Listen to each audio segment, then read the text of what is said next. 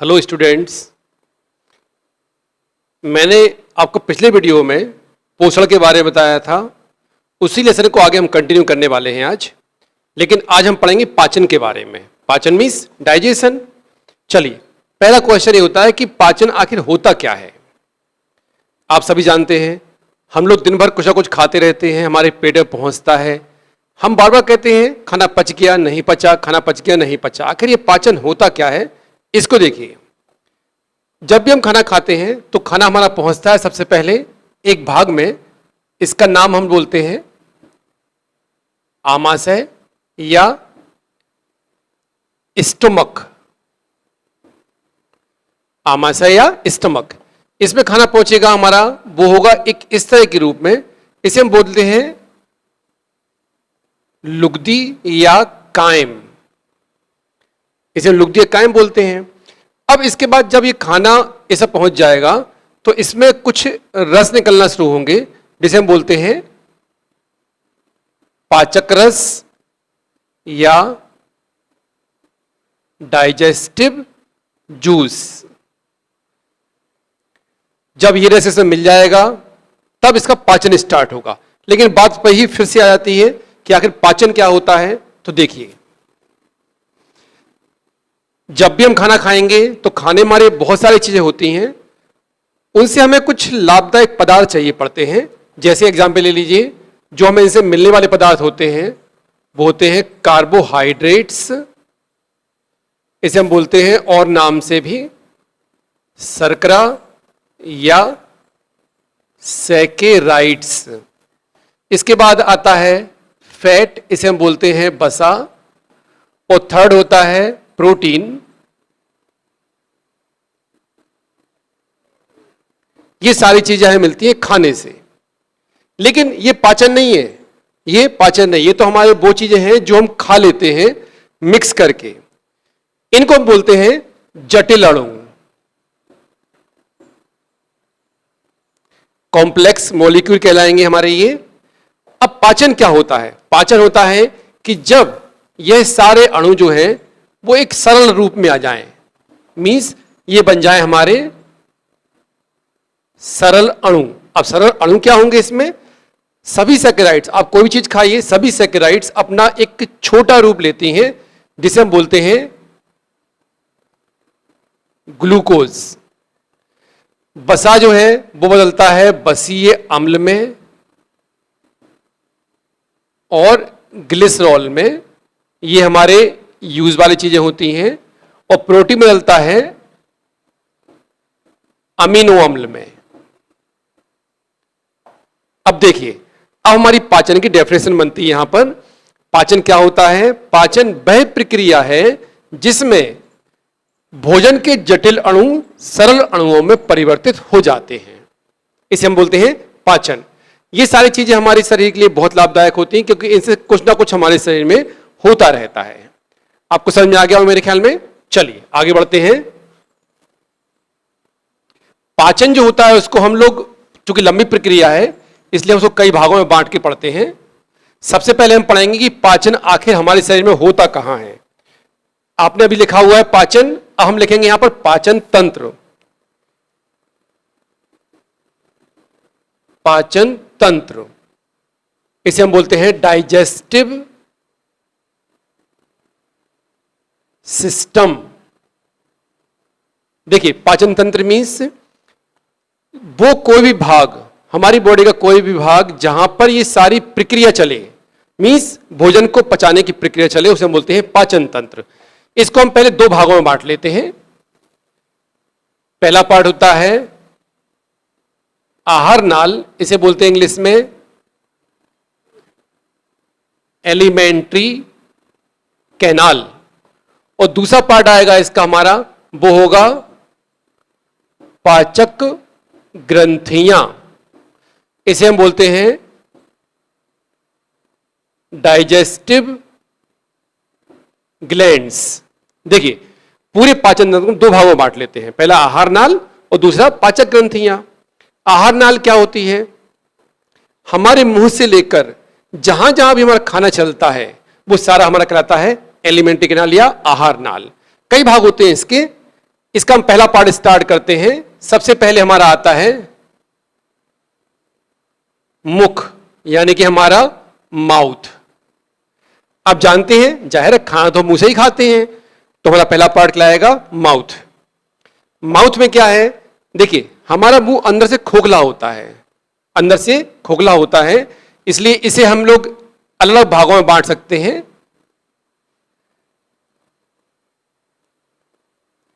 पहला पार्ट इसका हम कर सकते हैं मुख गुहा, इसे हम बोलते हैं बक्कल कैविटी। अब मैं इतना हिस्सा साफ करता हूं क्योंकि ये हमारे बाद में काम आ जाएगा। देखिए इसे हम बोलते हैं बक्कल कैविटी। देखिए जहां पर भी गुहा मीन्स आता है, कोई वर्ड गुहा आता है, उसका मतलब होता है कोई भी खाली जगह। हमारा मुंह अंदर से खाली होता है, लेकिन अंदर हमारे मुंह में भी एक और चीज होती हैं। हमारे दांत होते हैं, हमारी जीभ होती है, हमारी लार ग्रंथियां होती हैं। हमारा मुंह जो है अंदर से खोखला है। मुंह के ऊपर का हिस्सा मीन्स जीभ के ऊपर का हिस्सा, इसे हम बोलते हैं तालू। नाम ध्यान से लिखना आप लोग। तालू होता है हमारे मुंह के ठीक ऊपर का हिस्सा, तालू कहलाता है। जब भी हम टच कर देखते हैं तो आगे का हिस्सा जो दांत के पास है वो हार्ड होगा, कठोर होगा, लेकिन यही तालू जब पीछे जाएगा गले में तो ये सॉफ्ट तालू कहलाएगा, नहीं सॉफ्ट हो जाएगा। आप देख सकते हैं जब भी आप मुंह खोल के थोड़ा सा आवाज करेंगे तो हमें यहां पे लगे कोई चीज लटकी हुई है, ये हमारा क्या कहलाता है? तालू। अब इसका पार्ट करते हैं हम। पहला पार्ट इसका ले लेते हैं मुख गुहा का दांत। सब जानते हैं दांत को, तो टीथ। हमारे दांतों की कुछ विशेषताएं होती हैं, पहले हम लिखेंगे इनकी विशेषताएं। दांतों की विशेषताओं में हमारे दांत देखिए 3 विशेषताओं वाले होते हैं। पहला होता है गर्त दंती, दूसरा होता है विषम दंती, और तीसरा होता है द्विवार दंती। देखिए हर वर्ड का मतलब है, यहां पर मीनिंग आप समझ जाइए। हमारे दांत 3 विशेषताओं वाले होते हैं। पहला गर्त दंती, दूसरा विषम दंती, तीसरा द्विवार दंती। गर्त दंती क्या होता है? आप जानते हैं हमारा दांत जितना ऊपर होता है उतना या उससे अधिक हमारा दांत मसूड़ में दबा होता है। तो जहां पर भी एक गर्त वर्ड आया, गर्त, तो होता है कोई गड्ढे समान रचना। तो हमारा दांत जो है, देखिए दंती लिखा हुआ है, दांत है। गर्त मीन्स यानी हमारा दांत जो है वो एक गड्ढे में फंसा हुआ रहता है, जिसे मसूड़े बोलते हैं। सेकंड विषम दंती, हमारे दांत कई प्रकार के हैं, कोई दांत अलग डिजाइन का है, कोई अलग डिजाइन का है, तो इसे हम बोलते हैं विषम दंती। थर्ड है द्विबार दंती। आप जानते हैं हमारे दांत जीवन में सिर्फ 2 बार निकलते हैं, इसलिए नाम क्या दिया गया उसको? द्विबार दंती। तो देख लीजिए आप यहां पर नाम गर्त दंती, विषम दंती और द्विबार दंती। ये हमारे दांत 3 विशेषताओं वाले होते हैं। अब देखिए दांतों के प्रकार। हमारे दांत 4 प्रकार के होते हैं।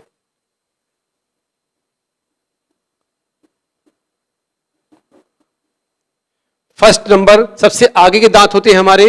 हमें इन दांतों को ध्यान रखना है कि हम उनको कैसे पढ़ते हैं। सबसे पहले हमारा आएगा, उसे बोलते हैं कृंतक।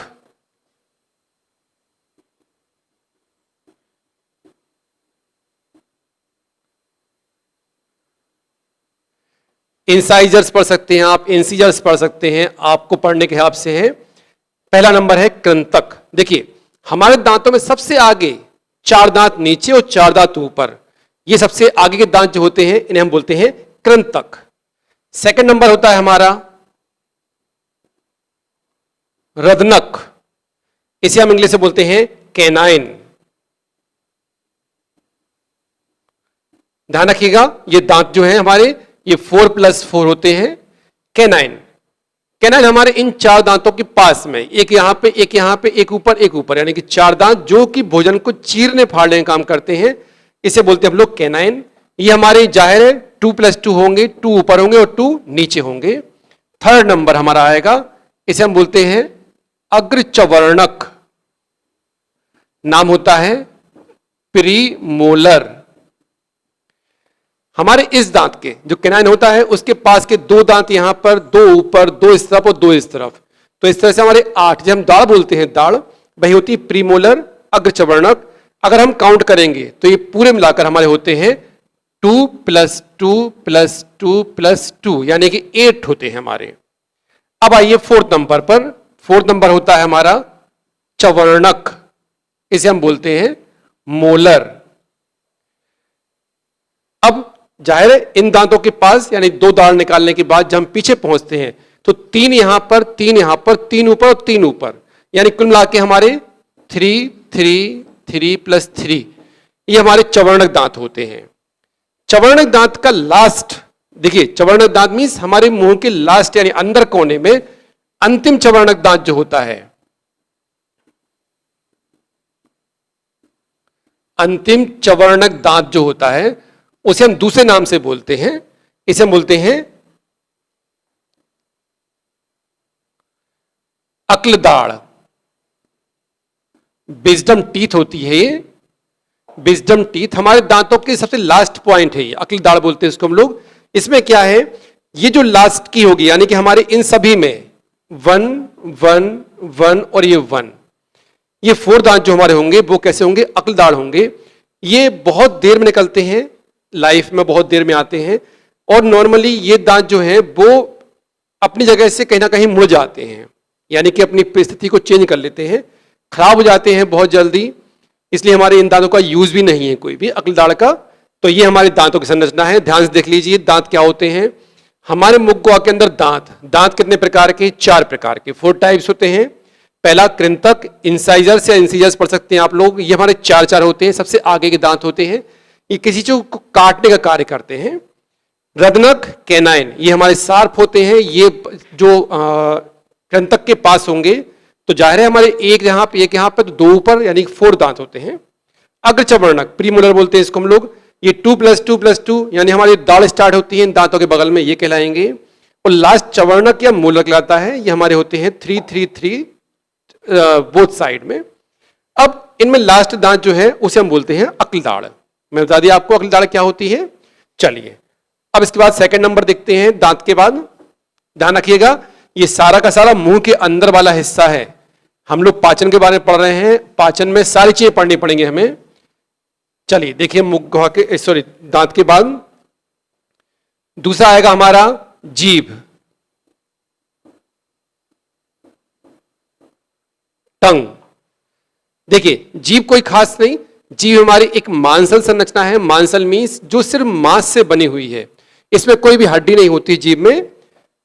जीभ हमारी एक मांसल संरचना है। इसके बाद जीभ में बहुत सारे छोटे पॉइंट होते हैं जो हमें स्वाद का अनुभव कराते हैं। जीभ पर बहुत सारी श्लेष्म ग्रंथियां होती हैं जो उसको गीला बनाए रखती हैं, श्लेष्म ग्रंथियां जो एक श्लेष्म श्रावण करती हैं। तो जीभ हमारे, अब जीभ का कार्य जो है वो जब बाद में पाचन का क्रियाविधि पढ़ाएंगे तब समझाएंगे आपको कि जीभ के कार्य क्या होते हैं। थर्ड नंबर, इसका थर्ड नंबर आएगा लार ग्रंथियां।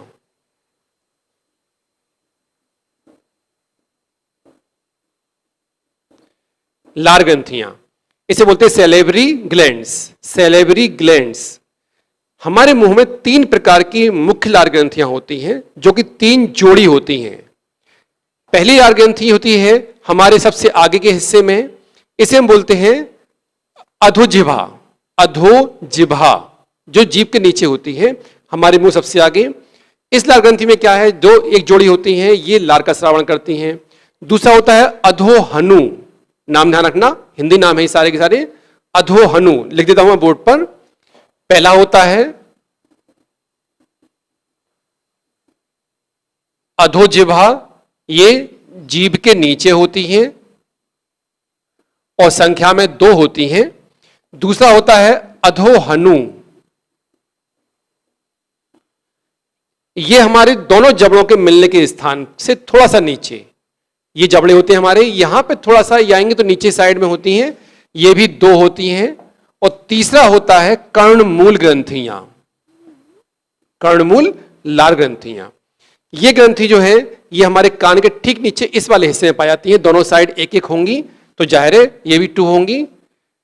ये वाली ग्रंथि जो है कुछ वायरस से इन्फेक्टेड हो जाती है, कुछ वायरस के संक्रमण से ये वाली ग्रंथि फूल जाती है। जब ये फूल जाती है तो हमारे इस वाले हिस्से में एक स्वाइलिंग आ जाती है, इससे एक रोग हो जाता है, उसे हम बोलते हैं, हिंदी नाम होता है गलसुआ, लेकिन हिंदी में इंग्लिश में बोलते हैं हम लोग इसको मम्स। हिंदी नाम होता है गलसुआ। ये वायरस से या कुछ और भी संक्रमण से हो सकता है। तो ये हमारी लाल ग्रंथियां हो गई हैं। इस तरह से हमारा पहला एक पार्ट माउथ जो था वो कंप्लीट हुआ। अब देखिए इसके बाद हम सेकंड पार्ट पढ़ेंगे इसका। मुख के बाद दूसरा हिस्सा हमारा जो होगा उसे हम बोलते हैं ग्रसनी। इंग्लिश में होता है फेरिंक्स। देख लीजिए PHARYNX, फेरिंक्स। देखिए हमारे मुंह के बाद यहां जो गले का हिस्सा है, इतना हिस्सा, इसे हम बोलते हैं ग्रसनी। ये अंदर से खोखला रहेगा, खाली रहेगा, एक कीप के आकार की नली होती है जो मुंह से स्टार्ट होती है, पीछे की ओर जाती है। ग्रसनी बहुत इंपॉर्टेंट पार्ट है हमारा, क्योंकि इसमें हमारी नाक वाला हिस्सा यानी नासाद्वार और मुख गुहा का हिस्सा दोनों ही खुलते हैं, इसलिए हमारा ये इंपॉर्टेंट पार्ट होता है। इसी से हम सांस ले सकते हैं, इसी से हम लोग अपनी आवाज निकालते हैं। वो आवाज की गूंज जो होती है वो इसमें आगे बढ़ती है। तो जब हम खाना खाते हैं तो खाना माउथ में आएगा, पहले मुंह में आएगा, उसके बाद पहुंचेगा ग्रसनी में। थर्ड नंबर होता है हमारा ग्रास नली।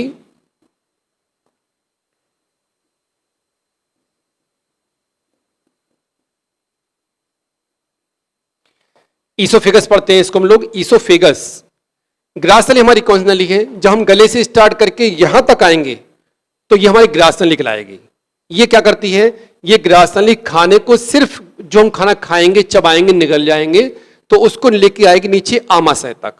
ये ग्रास नली मांसल होती है और बहुत ज्यादा फैल सिकुड़ सकती है, क्योंकि इसमें हम खाना खाते हैं तो खाना इसमें खिसकता और नीचे की ओर आता है। तो इस तरह से हमारा खाना इसके बाद पहुंचता है आमाशय में। मेरे ख्याल में जितना मैंने पढ़ाया आपको समझ में आ गया होगा। फिर भी अगर कोई दिक्कत किसी को आती है तो मुझे कमेंट्स करें, पूछें, मैं आपको उसका आंसर दे दूंगा। लेकिन ध्यान से पढ़ें और जो मैंने लिखवाया है उसको कॉपी पे जरूर नोट करते चलें। आपको ऐसे याद नहीं रहेगा। अगर आप सोचते हो कि हम तो ऐसे पढ़ लेंगे, बाद में बार बार वीडियो देख लेंगे, नहीं होगा। आप उसको कॉपी पे लिखिए। ये टॉपिक जो है ये 10th में भी है और 11th में भी है।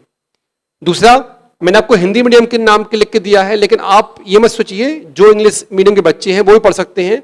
मैंने आपको वर्ड इंग्लिश में लिखे हुए हैं, तो कोई खास प्रॉब्लम नहीं आएगी। आपको जो भी प्रॉब्लम आए आप मुझे मैसेज कीजिए, कमेंट्स कीजिए, लेकिन ध्यान से वीडियो जरूर देखिए।